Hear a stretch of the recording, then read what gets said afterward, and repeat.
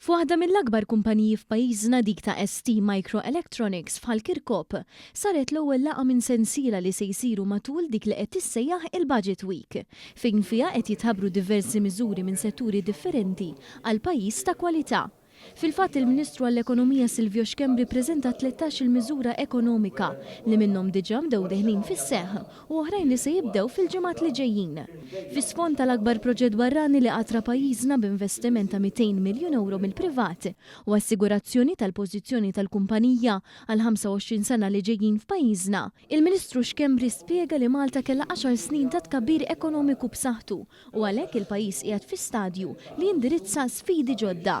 Il-Ministru rimarka li dawn it-13 il-miżura jinqasmu fi 3 kategoriji. Bl-ewwel waħda tkun dik ta' attività high value added li se tkun qed tara mhux biss reviżjoni sħiħa tal-Malta Enterprise biex jitjiebu l-iskemi li għandha imma wkoll Indus Act ġdid, speċjalment fejn tidħol l-allokazzjoni ta' art industrijali. Waħda mill-iskemi li se tkun qed tiġi emendata għal xogħol u ħaddiema aktar ta' kwalità fih dan il-Malta Enterprise dik ta' Qualifying Employment Rules. Llum il-ġurnata din qiegħda tapplika għal barranin semmejt kif ħankun qed nimmendawa li nollu l-ammont li kwalifikaw għalija, jiġifieri issa taqla mhux inqas minn 60,000 euro ħalli nġibu kwalità ġewwa l-pajjiż biex inti tkun tista' tibbenefika minn dik l-iskema, imma ftaħnija issa wkoll għal dawk il-Maltin li ilhom iktar minn 8 snin jaħdmu barra li allura għandhom issa l-esperjenza wkoll u perspettiva differenti tal-ħajja li issa nistidnuhom hawn Malta sabiex jibdew jerġgħu jġibu dik l-esperjenza hawnhekk u jkollhom benefiċċju l-istess bħal għandhom il-barranin. Miżura ewlenija li taqa' taħt it-tieni kategorija dik tal-aspett teknoloġiku hija Central Data Repository fejn permezz ta' e-wallet iċ-ċittadini u l-kumpaniji b'sempliċi ritratt tal-ID card permezz tal-AI u teknoloġiji oħrajn bħal OCR u blockchain ikollhom l-informazzjoni miġbura tal-klijenti f'post wieħed.